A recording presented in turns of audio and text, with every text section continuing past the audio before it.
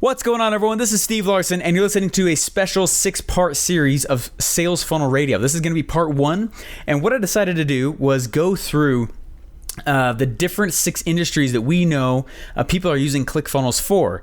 Russell went through and had this cool data scientist go through, and they basically found out that there's 6 different major industries that ClickFunnels is being used for. And so I'm going to go through each one of them. And what I decided to do is, rather than just me talk like crazy, how cool it would be is I went and I found the expert in each one of those industries. So this right here is going to be part 1.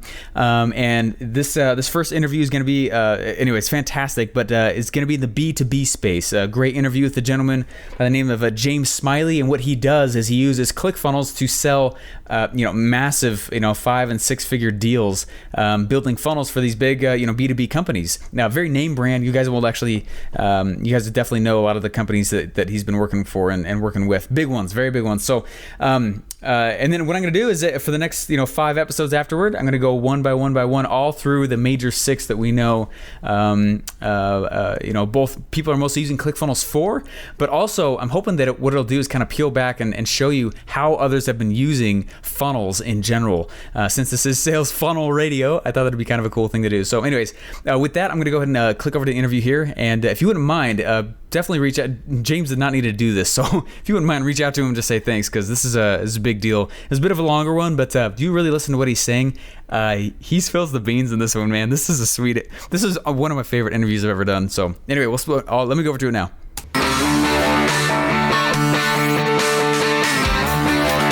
Welcome to Sales Funnel Radio, where you'll learn marketing strategies to grow your online business using today's best internet sales funnels.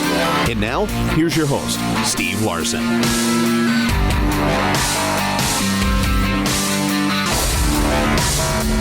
All right, you guys. Hey, I'm super excited to welcome you and our special guest today to the show. This is an episode I've never quite done before, and frankly, it's an area that I personally am still learning about sales funnels in, and I'm really excited to have him here with us today and kind of, kind of part the curtain, kind of let the veil down, so to speak, and very, very pumped to learn from him. Guys, please help me welcome Mr. James Smiley. How you doing?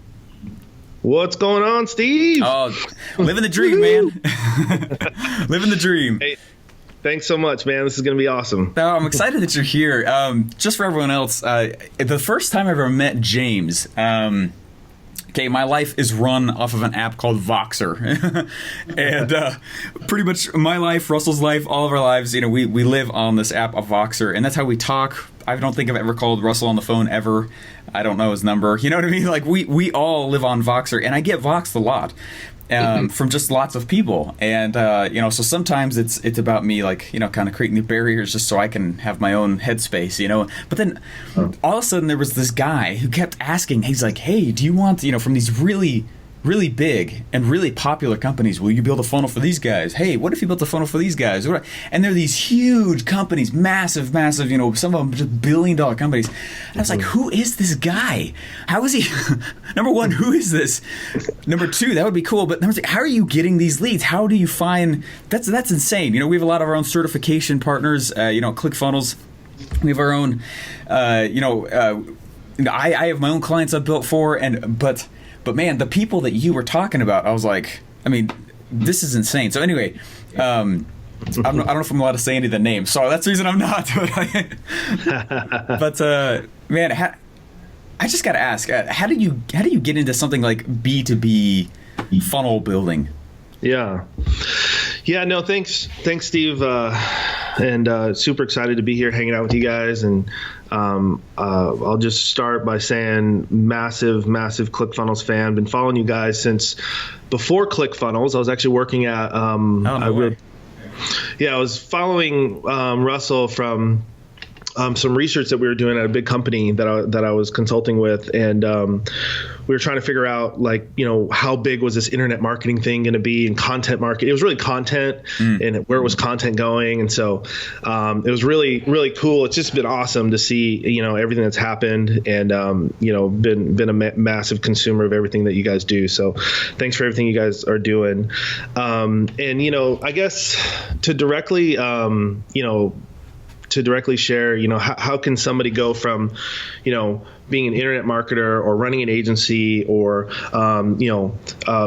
whatever they do now into getting B2B clients. I think, one of the things I try to share with people is, you've got to get face to face with these kind of people.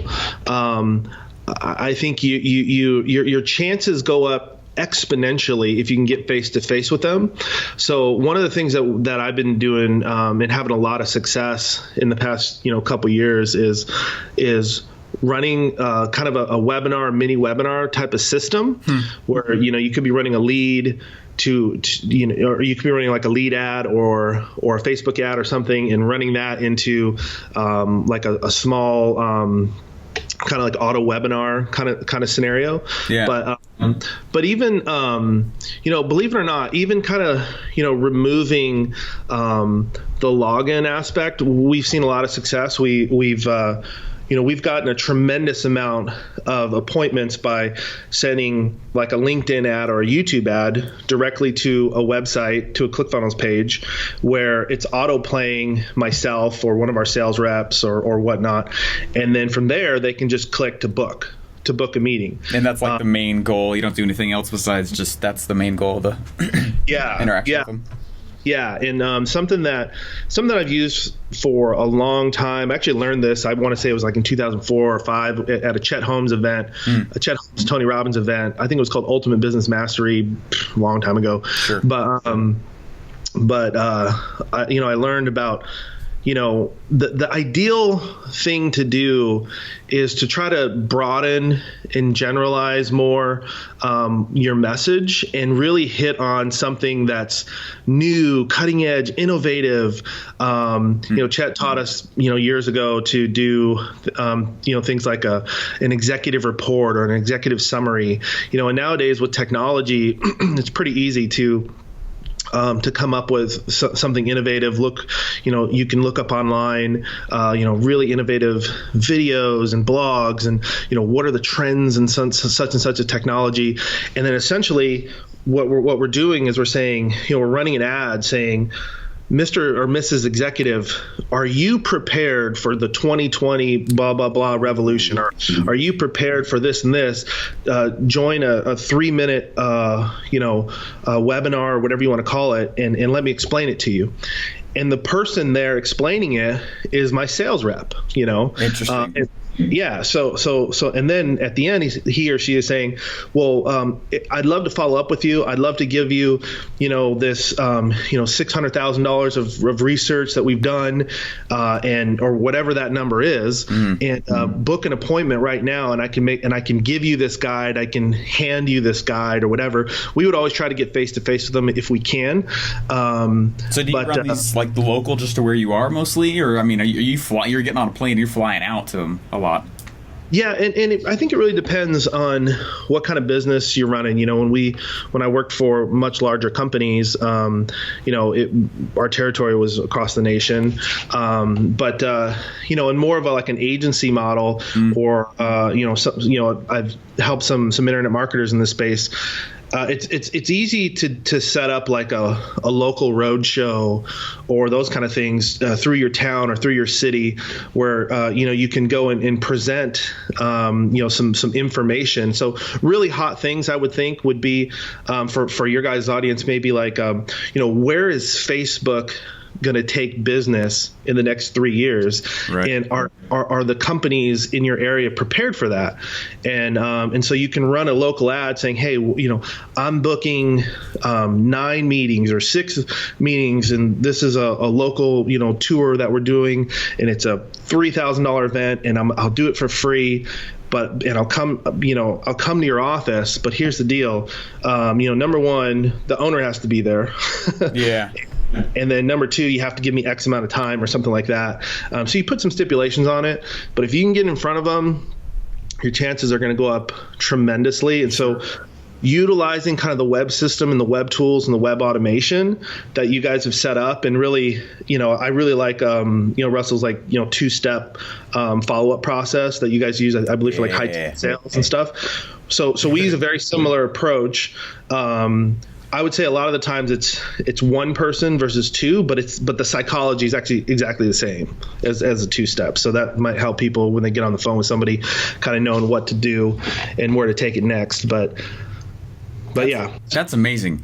That's really cool. I mean, we're always Go ahead. So I've done this with as big as companies that are in the government, all the way down to when I was like, I think I was one of Dan Henry's like first 50 or 60 students. Sure. And so like when I buy even a course like that, I'll just go implement it like right away. Like I want to know everything in the first 10 days or so. So, right. So I went out and booked a ton of, small appointments and went out there and did it. The same process works whether, you're going after a chiropractor, or whether you're going after, a Fortune 2000 or somebody in the government. That's amazing. Yeah. Because this kind of approach, I mean, the core of what we usually teach is usually, hey, let's do a free plus shipping offer. Here's like this little $7 thing. That's not really the same approach you're going to use when you go to B2B, but the same principles certainly apply of sales. But this is cool. I've never seen this before. That's awesome. So you're saying, and then I want to ask more about you personally right after this too. But you're saying funnel-wise. Go ahead. You're right. Like the psychology is the same, which is when when I read the .com Secrets book, I was like, this is right on. Yeah. Like even in my industry, I was like, I don't know if you guys fully understand like how big it is in my industry. I mean, it's huge, and it's massive, dude. I read it when I was like laying out holding my M16 out there, and I was reading this thing, and I was like, this is changing everything. And all these sergeants were like, shut up, Larsen. I was like, no, I don't think you get it. This book's amazing. Sorry. Yeah. It's a little testimony there. And I would say,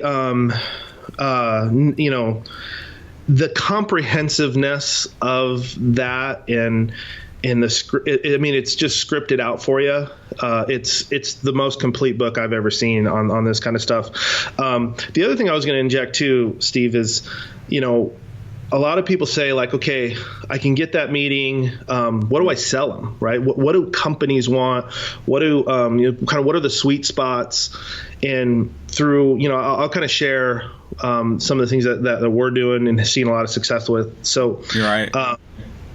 We're seeing a lot of success with companies that are 5 million to about 15 million. That's kind of the sweet spot for you, right, with this funnel? It's a sweet spot that it's almost down market from where I usually play. I usually play in the $10 to $100 million client range, but I found the ease of getting into clients that are between 5 and 15 million is unbelievable. And if you look at how many businesses in the last 3 to 5 years have gotten into that $4, $5, $6, $7 million range, it's astronomical. The small and medium sized business has exploded, and so most of these owners have gotten there because of some innovation, some relationship they built, some partnership, some new technology or new industry that came out.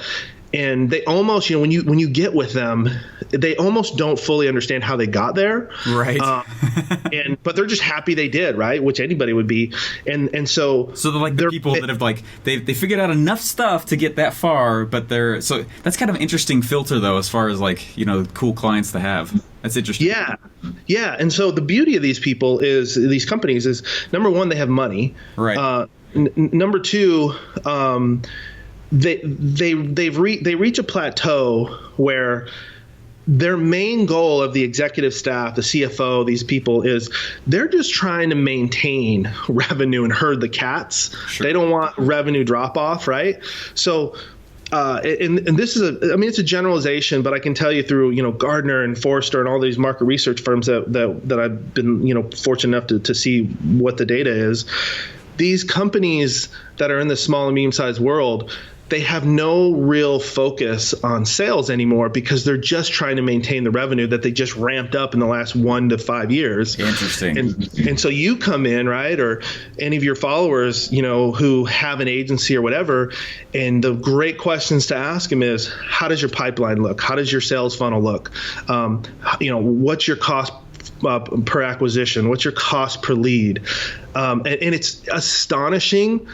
I would say over 9 out of 10, almost 95% of the time, they will not know how to answer that. Wow. So you talk to a $10 million company, they don't know what their cost to acquire a customer is, what their cost per lead is. And so wow, it truly is an accident then, which makes you the hero. Yeah. That's yeah. awesome. So you come in, with that angle, and then it's funny, like the main thing we lead with is funnels. Right? Like it's the main thing we lead in. We say, well, are you getting leads online? Are you using online automation? And are you using social media? And 9 out of 10 times, maybe more than that, they're going to say, no, not really, but we've heard about it, or we're thinking about it. We posted on Facebook once. Right. Or we have a page we don't do anything with. Yeah, like one of my clients is a big company in California. They're a top tech company, and they were telling me that when I asked them these questions, they said, well, we have a marketing agency that did our website. And then a year ago, they said, hey, do you want us to run Facebook ads? This is very typical, right? Marketing company, they know branding. They don't really know leads, sales, or want to be responsible or on the hook for sales. But they know branding. They know the 4 Ps of marketing, like all that stuff, right? Yeah. And so they watched an Etsy video or YouTube or took a class, and now they're the Facebook ad experts. And so here I come into a client, they're spending $5,000 to $6,000 a month on Facebook ads, and all the agency is doing is boosting their posts. And with no other strategy. I was like, you're paying this company thousands of dollars, plus you're burning $5,000 of your own money, and all they're doing is boosting your post. That's not even an ad. No. That's not like a real ad. I could do that. I don't even know Facebook very well. That's easy. Yeah. So they had done this at full fledged for about 3 months. Wow. They kind of ramped into it, and then they said, we're all in $5,000 a month. And I said, how many sales have you ever made in those 3 months? And they said 0. And I said, so you spent over $15,000 in ads, and you don't have one trackable sale? And he said, yeah. He said, can you help us with that? and so it's like, once you get in the door, you'd be surprised how many of these big companies are disorganized in that area, and they're looking for somebody to help them. That's so cool. That's so cool. So you were, right before this, we were kind of chatting, and you were talking about, hey, there's like this process you go through while you're with them. Do you mind taking us through that, like the outline you have in your head? Yeah. So one of the things that I'll train people on is, when you're in a meeting, when you get face to face with somebody, there's really 3 things that you need to know before you close. Okay. And here's one thing about closing is, if a sale is moving too fast and it's a big sale, something is drastically wrong. Okay, which is such the opposite thing we want to know and hear. Yeah, so it's almost like the opposite of true internet marketing, where it's like you want speed, you want passion, right? Like with these big companies, very few times does one person make the decision. Sure. Nobody really wants to be on the hook if there's a downside, but everybody wants to be wave the flag if there's an upside. So, when you're coming in, you have to understand that there's going to be, B2B is more of a chess match, and you have to understand how the chess match is played and why people want you in there. And believe it or not, the bigger the company, it's not always about revenue, and it's not always about sales. It's usually about the bigger the company. And I'm just saying this so people understand that most of the time, the motivation, the influential factor is going to be somebody wants a promotion, somebody wants to look good, somebody, something like that. So just to follow up with that real quick, what's your strategy to make sure you're actually pitching like the decision maker? You know what I mean? Because otherwise I could see you literally pitching everybody. You know what I mean? Yeah, one of the things that I do when we're warming up leads in booking meetings is so number one, we're trying to get a face-to-face meeting.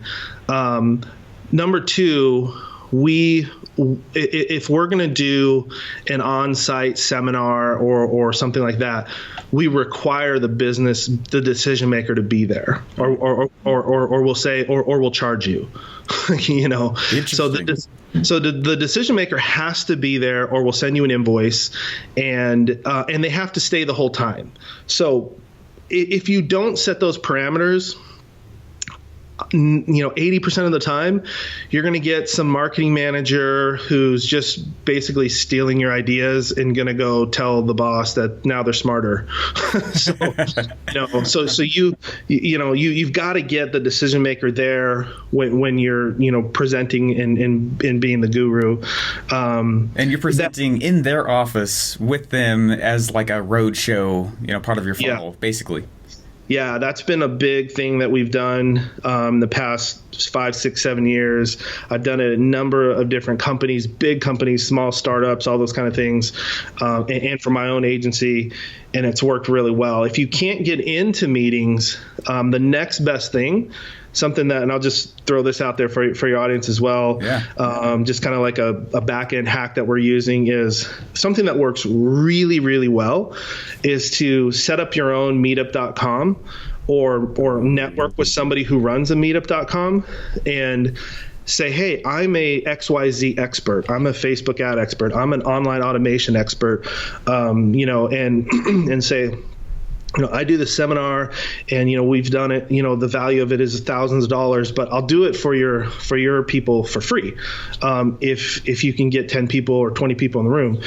And then so you can use Facebook, you can use all the little event invite apps to kind of get people there. You can use Meetup.com. For a while, we ran our own Meetup.com here when we were just kind of getting established in Dallas. And here's the thing about B2B that's different is you only need like 1 or 2 or 3 really good people in the room to make a 6-figure income. Wow. Yeah.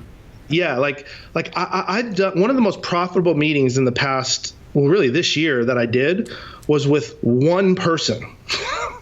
And this person was a big business owner, big time networker, multimillionaire, and it was just to him. And I talked to him and wrote all over his whiteboard for an hour and a half, and then he referred me to my biggest client this year. And so, which I mean, getting a 5- and 6-figure deal is pretty common in the B2B space. Sure. And so, which is just crazy for so many people who are just starting this game. Like that blows their mind. One deal, 6 figures, what? But that's the kind of stuff that you kept dropping on my Voxer. I was like, who is this guy? Yeah, and really, some of the people that I've been helping is.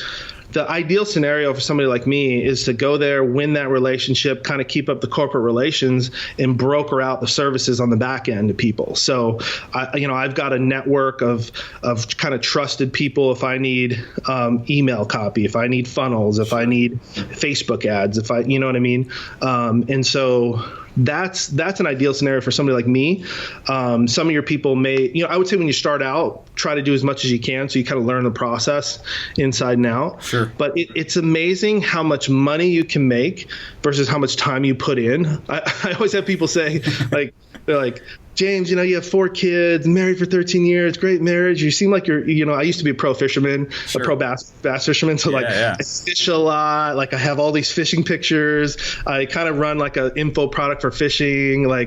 And they're like, how do you do all this stuff? And you have this like huge business and you're speaking at these conferences and stuff. And I'm like, it's the B2B space that I play in where I only need, less than a handful of clients at a time. And they're going to more than, take care of me. And I would say something that's really important, and I don't want to be one of those people to like paint a false reality here. Sure. You got to know how to fire your own client when you're in this game, because. Do you do it a lot? I would say I turn down about 50% of the people who say they want to work with me. That makes me feel better because I fire a lot of people. Yeah.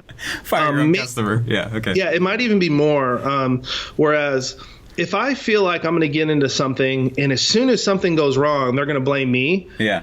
Like it could be anything, something in marketing, revenue, CFO doesn't, whatever. I'm out of there.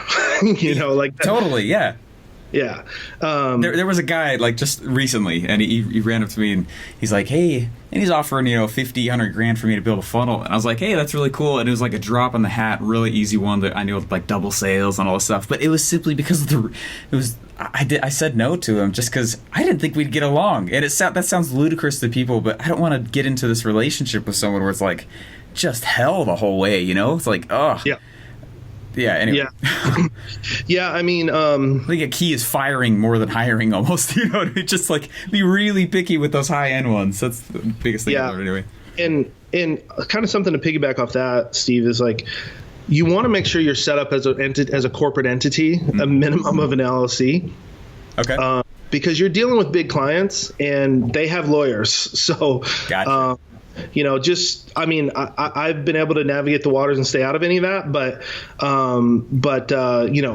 this is not like, working with a 3-man show down at the local strip mall area. You know what I mean? Like, yeah.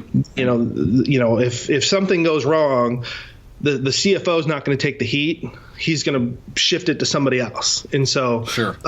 You just need to be prepared for that and make sure that you don't get in those kind of relationships on the front end. That's the best thing you can do to protect yourself. Right. That's interesting. Now, when you first got started doing this, I'm sure you had your own legal documents and all the stuff did you spend a lot, probably more time, obviously, than the average person just setting up the legal aspects of it? Yeah. I hired a coach to make sure I did everything right. Okay. And, it's worth, I'm big into coaching. I've always been. So I hired somebody just to make sure that I had all that buttoned up. It's not as complicated as I thought, but I'd rather be safe than sorry on that end. Sure. And a lot of these companies, they're kind of, legacy business models and legacy leadership styles. Like they're not going to be all about handshake deals a lot. So, yeah. So, you're going to need, decent contracts and things like that, out clauses. You don't ever want to get stuck to where you can't get out. You always want there to be a way for you to step out without any repercussion. Right. And that's a big thing. Yeah. So you've gone through and you showed me how you got the leads to a totally genius funnel. And Meetup.com, I don't know I'd ever thought of that before. Like people go to those. Like that's perfect for that industry. Like anyway. Yeah. Yeah, we've ran them like digital marketing ones, like 5-10 people will show up the first meeting. We've ran them technology ones, you'll get a ton of people, so meetup.com, there's people there, and once you schedule that, you can rally all your social media channels to get more people there. But yeah, let me give people kind of like a hack on how, where to have this meeting, right? Like, you don't want to have it at your home or something, like, and you may not have a place of business. The best places I found is, number one, a really nice local library. Usually, really, like I'm here in Frisco, Texas. Just a local library. There's a great meeting space, projectors, all that stuff, and it's free as long as you're a card carrying member of the library, which takes like 5 seconds. Yeah. Right. So that's funny. The lady asked me, like, "Are you a card carrying member?" I'm like, that sounds like a little bit more than a card carrying member of the library. Yeah. So where's the bouncer? The other really cool place is the Microsoft stores. If you have a Microsoft store in your town or city, they usually have a business center that's attached to it. And you can go in there, and as long as you're not, I hate to say this, but as long as you're not bringing an Apple computer, bring a Windows computer, there are hookups and everything, and just wow. It's a really cool, free, innovative space. You just call down there, say, "Hey, I want to book a business meeting," and they love it because a bunch of business executives are going to come and be around their technology. Sure. So they'll let you come in for free. So that's kind of two, easy places to have it. The third one is I'll ask a company, if they want to sponsor the location. And that actually works really well because you'll usually have somebody who wants to show off or maybe wants to create opportunity for themselves. So they'll host it in their own building. Wow. And so that's kind of the third way we've done it, and it works out really well. Do you end up selling a lot of times the sponsor on your services? I can imagine that they'd get interested too. That's good. We will sell everybody in the meeting. Sure. We'll sell to everybody. Yeah. So, now, do you mind going into how you run the meeting itself? Like, what do you do in there? Hey guys, want to build a funnel? Yeah. So surprisingly, when I first downloaded like Webinar Secrets and all these kind of online methodologies, it's actually very similar. I thought so. I was wondering if it was the same. Okay, yeah, never mind. Go ahead. Yeah, and that's why like the more that I've kind of unraveled all the things that you guys are putting out. Number one, I've personally spent over $10,000 in your guys' stuff. I mean, sure. Fill your funnel at the show, like everything. Like your guys' stuff has been rock solid, and I actually consume it, right? Sure. And so as I've been consuming it, I'm like, this is so unbelievably productive in my area.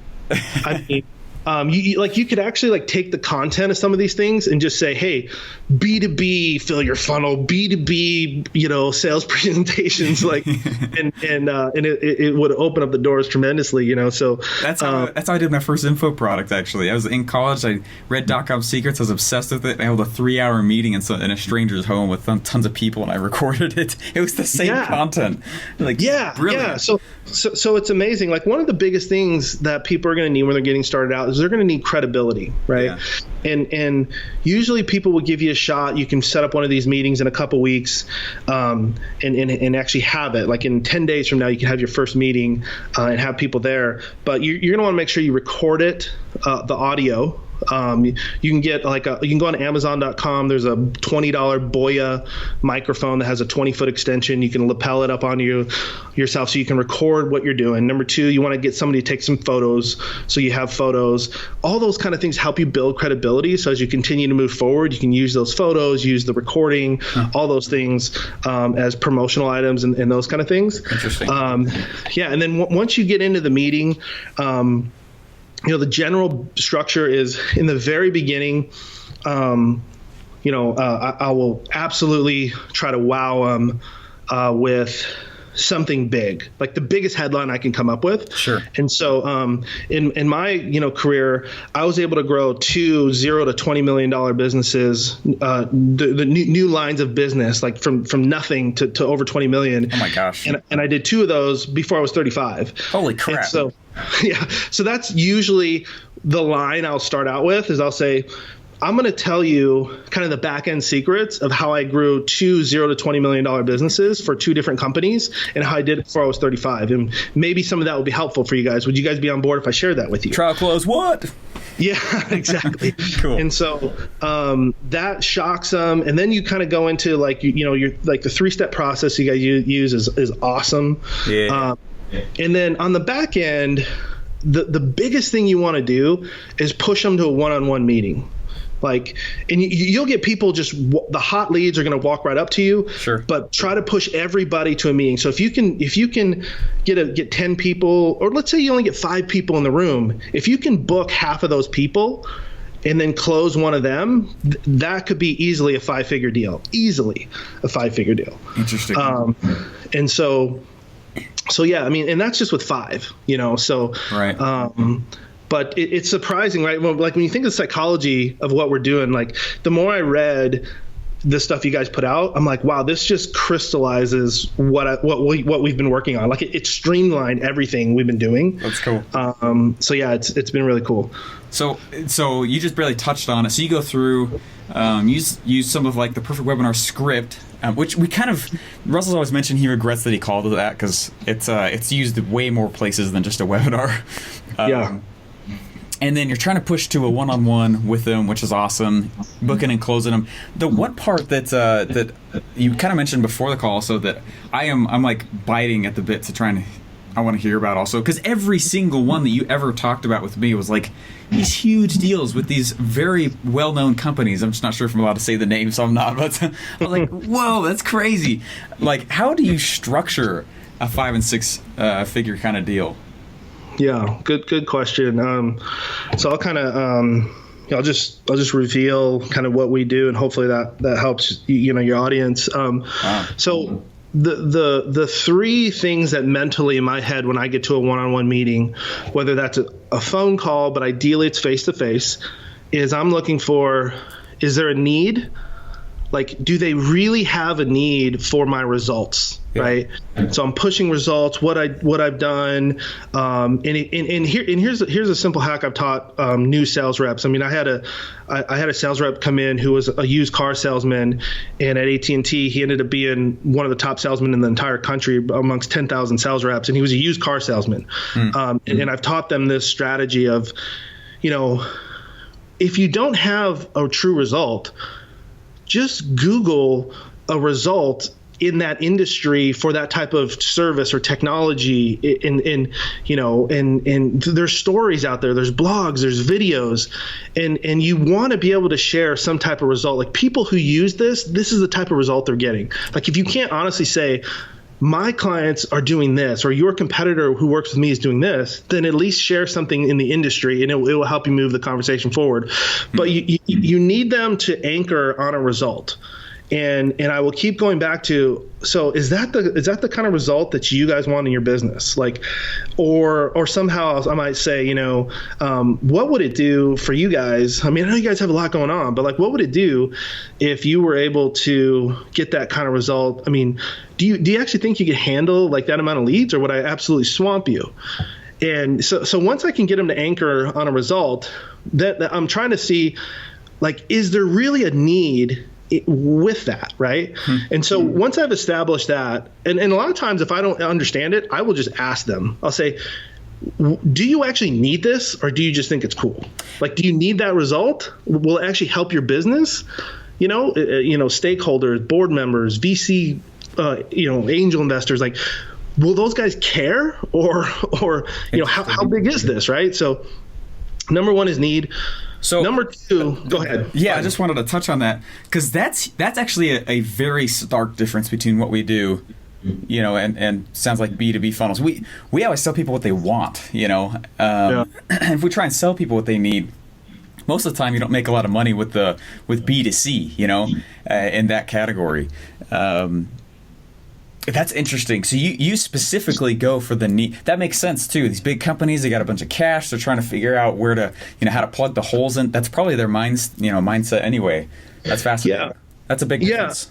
Yeah, no, that's a very good point. And I would say one of the things that I've seen a contrast between what the internet marketing world, as I've understood it and consumed it to be, and B2B is, in B2B, there's not as much emotional decisions. And people who make emotional decisions do not stay in executive leadership very long. Sure.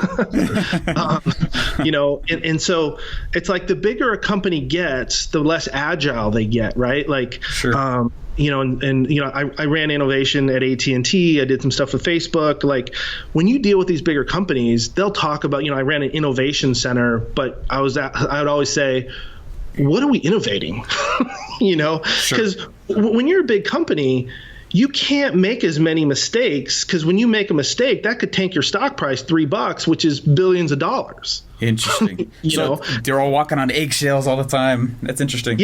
Yeah, so people want sign-off, approvals, and all those kind of things, and so it's important to have someone inside the business, ideally the key decision maker, the owner, who's your champion. Very key to have a champion, someone who's willing to champion it internally in the business.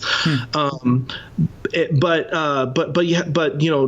I would not try to push to one call closes and those kind of things as much, because a lot of times there are influential factors. Like, if a CEO makes a decision and he spends money on you, but then this other part of the business is going under, somebody like the CFO, the board, whatever, could say, well, why did you shift money there versus over on this side? So there's a lot of factors that take place, and so although I am absolutely pushing them to make an emotional decision, So I'm actually trying to push on that, want feeling more. Right. But I'm presenting it more as a need. Maybe the way I would say that. Okay. That's clever. I love that. Yeah. Huh. So number one need, the next thing I'll go to in the meeting is I will ask them directly. Perfect. I mean, that's cool. I think I know we can do it. You got the right person type of thing. And then I'll say, so what's your timeline to get this done? Like, when would it be good for you to get this done? When do you want it done?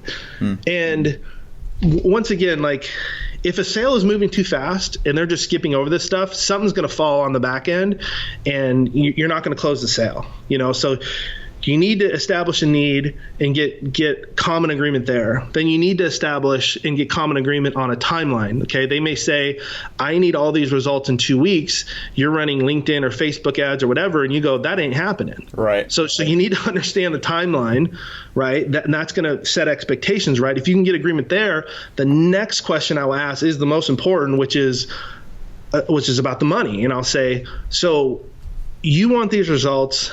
We've already talked about how we think you can generate $8,000 a month more or $8,000 a week more, whatever. Wow. What's your budget to be able to what are you willing to invest to be able to do that? And I'll tell you, like 90% of the time, somebody's not going to come back and say, I have $200,000 free cash flow. Sure. But you will find out with that question if they don't have a budget. Huh. I mean, most of the time you're going to find out if they don't, and that's key, right? Like if somebody comes back to me and says, I can probably carve out like $6,000 to $8,000 this year for you. That's not my client, Sure. Sure. Although it could be a great relationship for a lot of people, it's not my client. So if they don't have a budget, do you walk then? Yes. That's awesome. Yep. I've got like kind of like a playbook that I'll usually leave with them. That during the meeting I'm kind of like writing a few notes, a few ideas. I'm kind of wowing them with the type of results, and if they start asking you, they might start asking you details about, well, why are you an expert at this? So I might go into, different ways to create audiences and, some of the, so as I'm telling them like hacks and things like that, I'll be writing those down, and then I end up leaving that behind with them. It's something nice that we leave behind. But typically, the only three things that I need to know is there a need, is there a timeline, and is there a budget? And that goes for whether I'm working with somebody in the government to whether I'm working with a Fortune 10 or, a new startup or an individual. So that's amazing. That's amazing. So, holy crap. That's really cool. It's neat to see like how you've been pulling off on there. I mean, I always tell people like the customer's not always right. Customer's not always right. Whoever said that phrase was just totally wrong and not in business or read about it in a book or something. Like, it's cool to see you sifting and sorting out people like that. Yeah, and then for time, I know we're going to be cutting close here. Do you want me to share how to structure the price tag? That would be awesome, actually. That's a big question I've got for it as well. Yeah. Yeah. So I've learned this over the years. When I was in my 20s, I would always screw this up. It's got in my late 20s, early 30s, I've started figuring it out. Now I feel like I've really crystallized this. So what you want to do, especially if you're an individual consultant or running a small agency, is number one, you're going to probably laugh at how similar this is to what you guys do. It's actually the same exact psychology, just a little bit different on how you present it. But the first thing I do is I'll say, so if I were working at such and such a company, so a live example would be when I was at AT&T, I was in what's called the HIPO program, the High Potential Executives program. So I was on a fast track to be an executive in the company. And so essentially around October of this year, I left a couple years ago, but around October of this year, there was a high likelihood I would be at a VP or some type of executive or something like that, as long as I was progressing, right? Sure. So what I tell them is, that kind of a job. So I left that, and I say, now that's a $300,000 to $500,000 a year job. Sure. And so that's kind of like where I start. You know, and it's really important that when you present that figure of what your true full value is, it's important that they believe it. Okay. But when I was younger, I used to just zoom by it and I was kind of embarrassed. Sure. Like, if you can't anchor off of that, because that actually becomes like your high price tag, where then you start doing a price drop, right? Similar to what all these guys do, what you guys teach, right? Like, yeah. You want to anchor off of what's your absolute highest value, and be honest. Okay, if you're an $80,000 person, say you're 80. If you're 100, say you're 100. If you're 50, say you're 50. But you know, so you anchor off that, and then so in their mind, they're going, I want that result, but crap, I can't afford that. Sure. But and then the next thing you kind of bridge to is you say, so not only, you know, am I, you know, at least a $300,000 to $500,000 employee, but you look at some of my competitors who offer this service, and trust me, there's always going to be somebody who's more pricey than you, than me, right? So you say some of my competitors, I mean, you may know these guys, this guy or this guy, they charge $400,000 to $600,000 for this service. In fact, just to have this meeting could be $2,000. So now they're going, dude, this was a great meeting, but I don't have that kind of money, right? You know. But they have to believe that you're worth it, or that somebody would actually pay you for that. Okay, so if they don't believe, how are you doing that? Yeah, how are you anchoring that? You set it up from the very beginning. You know, from when you come in, when somebody says, I was meeting with I'll just say I was meeting with Siemens CEO not that long ago, and and the, you know, I don't know the guy. A partner of mine brought me in, and he sits me down. I'm the youngest guy in the room, and he looks me dead in the eye, shakes my hand with a big old smile, and he says, James, tell me something about yourself. Just right away, no introduction. Tell me about it. So that's very common, right? Sure. The last thing you want to do is go through your resume. Okay, they're not actually asking you, tell me your resume. No. The thing you want to say is, what are your results? What are the things you've done that are huge, the big headlines? So that's where, instead of saying, well, you know, when I first got into technology, but like that's, you're like losing the sale already. The first thing you want to say is, well, you know, what's really cool is I sold this deal and have this partnership, and I've been able to help these logos, and I've been in this kind of publication, or I have a book, or, you know, you want to almost like give your sales pitch, like your value proposition to the world, you know, like what are your big headlines? So in the very beginning, they're going, wow, this person's pretty high level. You know, this person is much more high level than our marketing managers.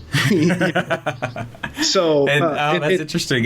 You're not necessarily telling the origin story, but you're kind of in the testimonial phase of what you've done. Okay. I'm just putting it in my head where you're going. Okay, cool. Yes. The only thing I teach people to talk about, I've told hundreds of sales reps this, the only thing you want to share is your results. You want to share what you've done, who you've helped, what their ROI was.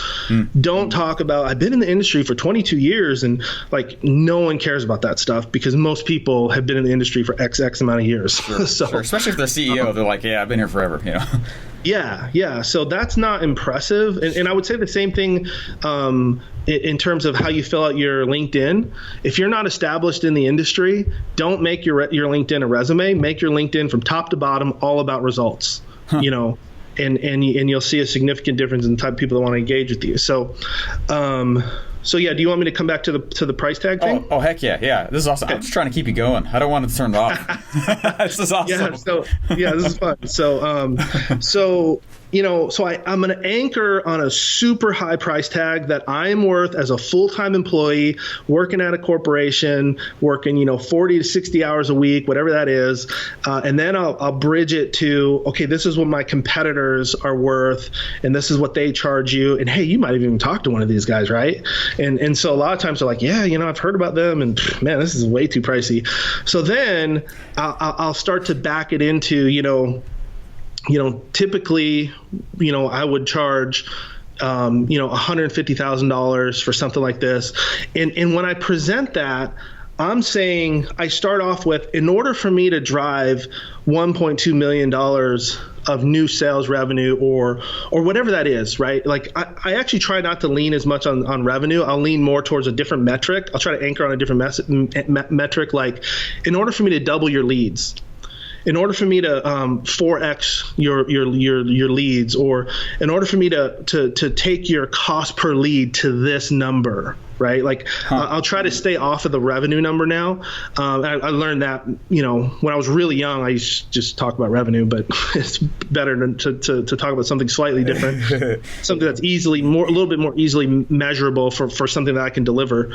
And then so I'll say, in order for me to do this, you think about the impact and what that could do to your revenue, how it could double, triple your revenue, how it could make you, I won't say this directly, but essentially I'll hit on something like how it could make you look better to your boss, to the board, to how much more money you can get from your VCs, right? Like I'll hit on that. And then I'll say, in order for me to do that, it's a deal at $150,000. So now I've established like, okay, there's a price tag, and now they're like, oh crap, Right. And so now the very next thing I step into, okay, and you have to snap to this quick, is the only thing we need to know together here is, do you want this result? And if you want that, I can always find a way to help you pay for it. And once you say that line, now they're like, oh, cool, awesome.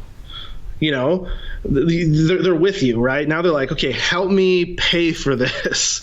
And that's where you can break it into different structures where you can do, if I can, I'll try to do half up front and then, take the rest and divide it over 6 months or 10 months or whatever you want to do. Make sure you have a good contract there. So if they cancel, there's, like we try to do like a 60-day out. So if they want to cancel today, they still have to pay 2 more months. So we'll include a lot of those clauses in there. So they can't just drop us on a dime. Sure. And we tell them, look, you're a big company. Like, every partnership will end at some point. Everyone, right? You're never linked at the hip with a company forever. Sure. So the contracts are set up to help you make sure that when those departures happen, that everyone's on the same page. And so what I'll say is, you don't want me just to leave and all your ads are running and all this stuff, right? So the clause is something that makes it a smooth transition for both of us, to make sure that you're covered, that you guys don't have exposure, those kind of things, or added risk just because, maybe I find a better client. I wouldn't say it like that, but, whatever. So yeah, and then a lot of people will ask you in the contracting process about, they'll say, well, I don't know if I want a commitment. Like I want it month to month. Do you do month to month? And I will say this. I'll say I don't. And here's why. One is if there's no commitment, I can drop you like a dime because there's a lot of you. There's only one of me, but there's a lot of you. So you have to. Great line. Yeah. So I may not say that directly, but I'm just trying to be quick here. Sure. That I'm going to turn the table there and say, do you just want me to leave? And that's where they're usually like, oh yeah, okay, yeah. We want some type of commitment. We don't want you to just to run off to our competitors, right? Yeah. So that's something I'll do in the contracting process as well, is try to make sure that I'm not just going to get left out in the cold, protecting myself, protecting my revenue so it's more predictable. Most companies are not just going to drop it all up front unless they're more government related, those kind of things. Or if you're backing up on their fiscal year, they might just drop some cash like that. But yeah, I mean, most of the time they're going to want some type of structure. And so the best is to do half up front if you can. It's very typical in contracts to see that. Sure. The next best would be make them pay some balloon payment up front. Sure. So, and say, guys, you guys know, like to set this up, it's 1,000 times harder to set it up than to maintain it 3 months later. Sure. So I need to make sure that I'm not running on a negative.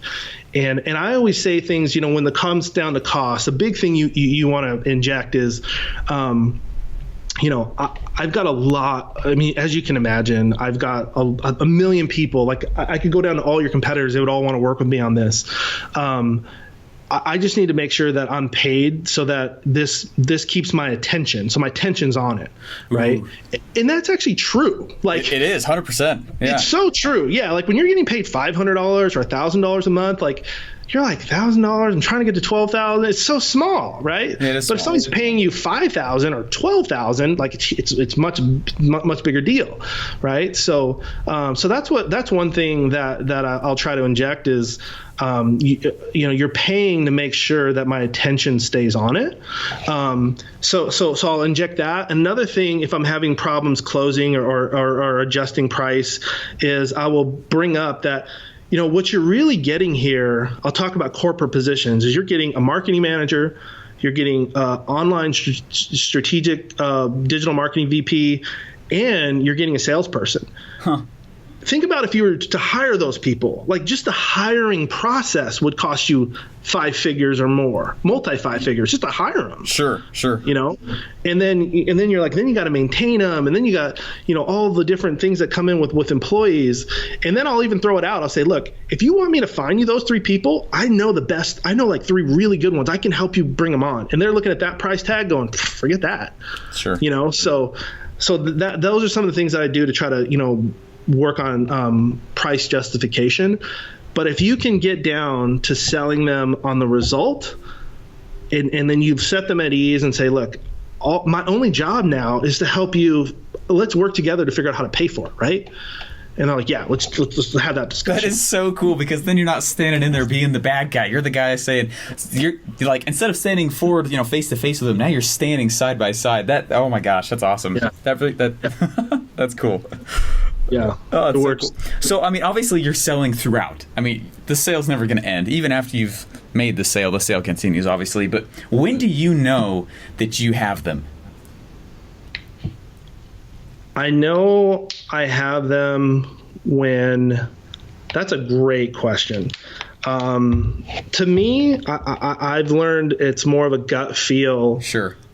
Over time, I just get this gut feel like this one's going to work. But I think the reality of that is when I've got the decision maker, I've got agreement on time, on need, time, and budget. And the person is like anchoring with me on all the big anchors, the result, my value, my ultimate value. Like when they're anchoring on those 2 things and they're sold on it, they're like,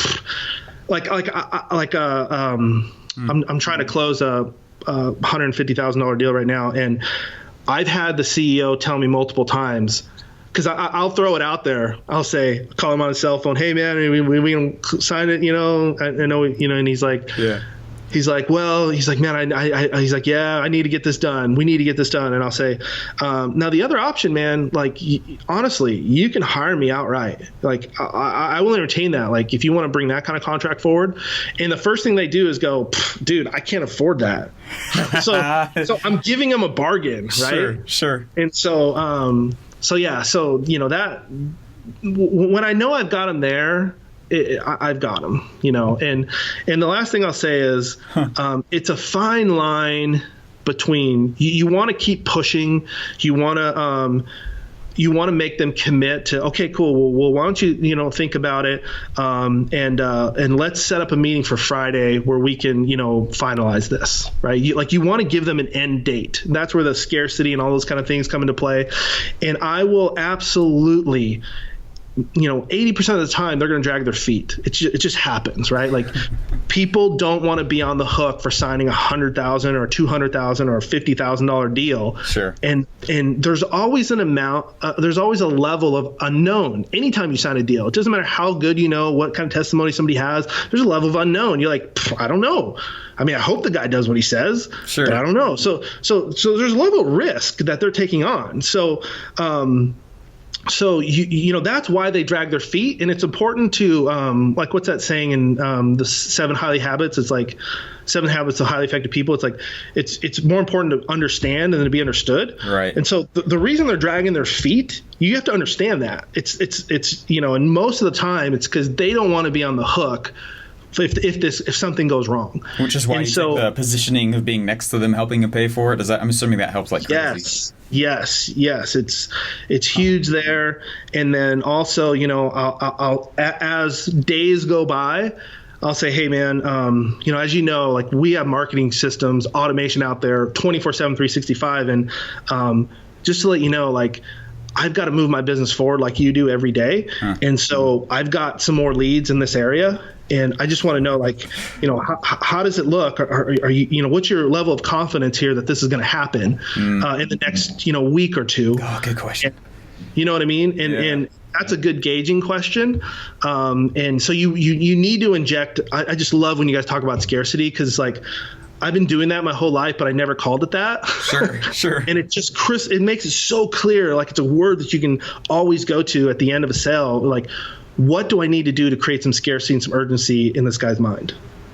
Right. Oh, that's interesting. Scarcity without saying, hey, I'm so hard to get a hold of that, that we should jump into bed together. You know what I mean?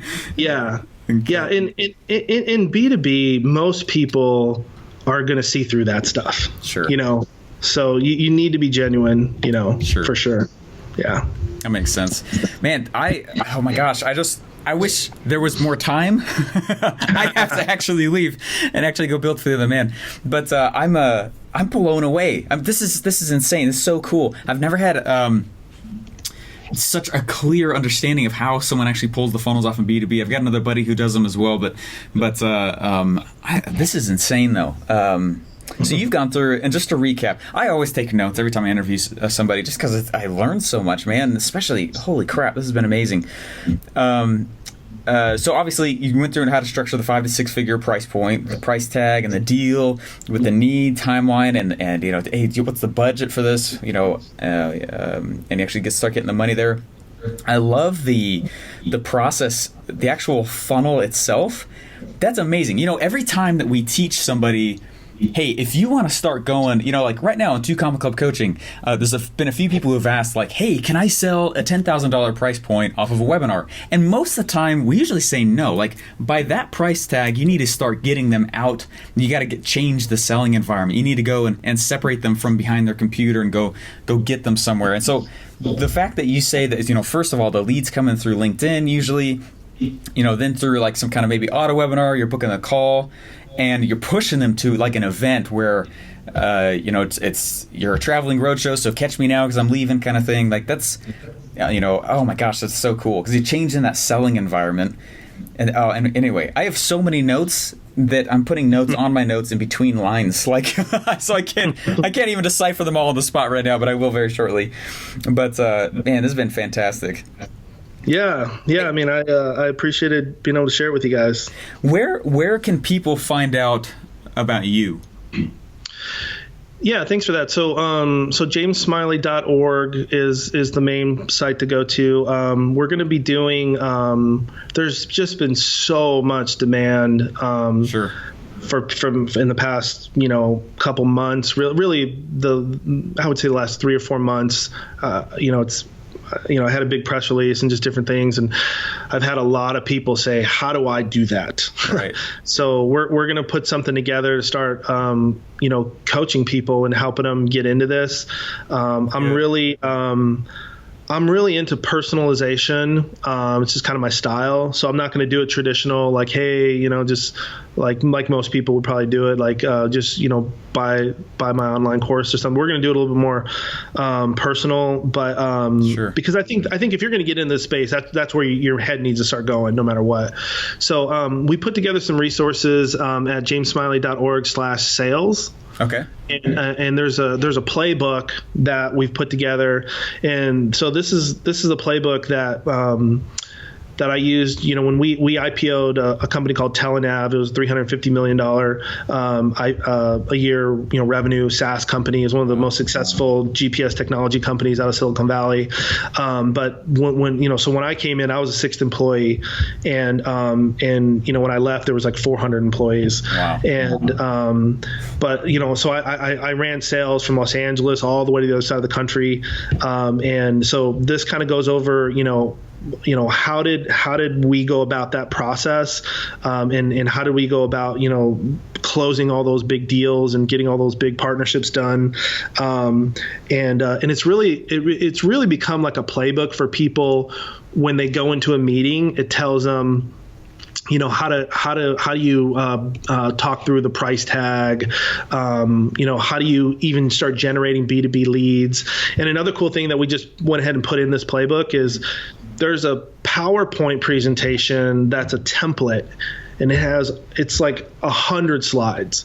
And we had a big market research firm put this thing together.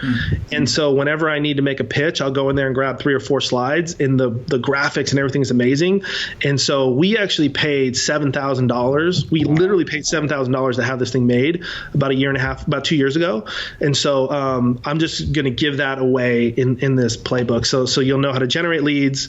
You'll have a really slick way to do your presentation, so you look super professional. Just slap your own logo and your own, feature, function, benefits, and all those your results in there, and we'll teach you, kind of the system of how to close. One of the biggest things that you guys need is credibility. And if you're not an author, what I'm going to do is I'll include in here as maybe like a bonus is I'll co-author a book with you, which is very likely to be an Amazon bestseller. I've got a couple of those. So whoa. So at least you'll get the home study course, you'll get one-on-one time with me, in the mastermind group, and then you'll also be a co-author of a bestseller that you can use that as like your business card. You know what I mean? Like going into business and saying, oh yeah, by the way, wow, here's something I wrote on Facebook ads, or here's something I wrote on online automation or whatever. So I'm hoping like that's just like a killer value, and people, would sign up for that. Good. So that's man. That's huge. Yeah. So hopefully it adds a ton of value to people who are trying to figure this thing out. It's at jamessmiley.org/sales. What's just funny is like, my passion truly is like to help people, and especially like entrepreneurs. Like that's where I came from. And one of the things I started telling people, last year, and this when they started asking me about this is, I bet you when people first got into Facebook ads, or they first got into, whatever, that there was all this unknown, right? But then a couple months later, they're like, I got this, right?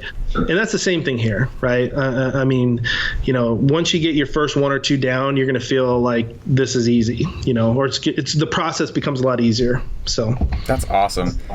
Well, guys, thanks so much for listening, and thanks so much for James as well, the B2B expert, sales rep trainer, script writer, event thrower, sponsor getterer, pro bass fisherman.